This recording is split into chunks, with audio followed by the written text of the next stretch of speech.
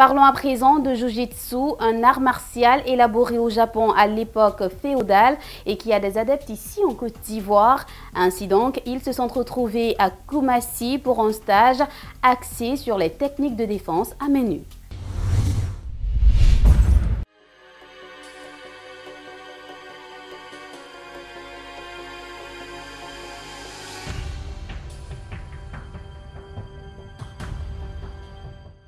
La Fédération ivoirienne de Jiu-Jitsu a organisé le vendredi dernier un stage technique pour ses combattants à Koumassi.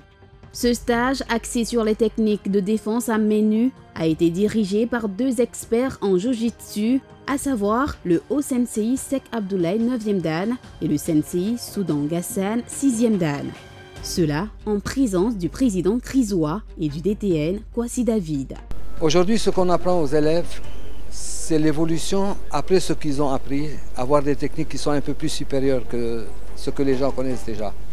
Et d'ailleurs, c'est pour cela qu'on a une académie. On va prendre tous les grands maîtres qui vont venir aussi se performer chez nous pour pouvoir éduquer ces techniques. C'est l'évolution, c'est ça le Jiu-Jitsu.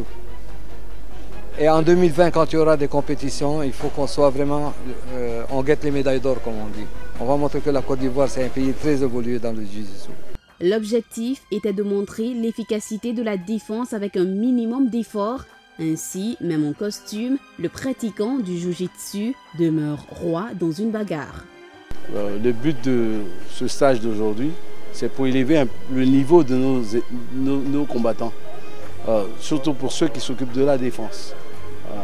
Parce que il y a plusieurs manières de comprendre le Jiu-Jitsu. Il y a le Jiu-Jitsu compétition, il y a le Jiu-Jitsu de la défense de la rue, comment neutraliser quelqu'un.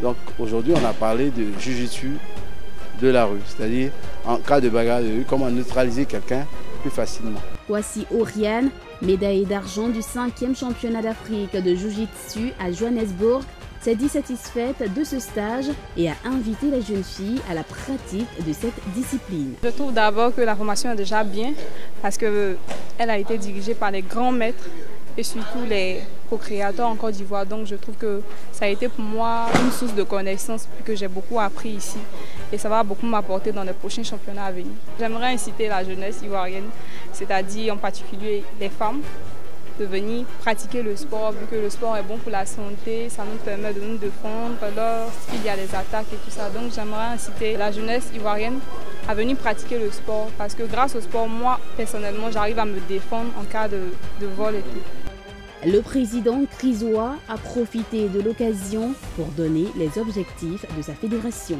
Voilà, en 2016, nous avons participé au 5e championnat d'Afrique. Nous sommes revenus avec 5 médailles, dont 2 d'or, 2 d'argent et 1 de bronze. Parti en Afrique du Sud avec 4 athlètes, nous sommes revenus à 5 médailles.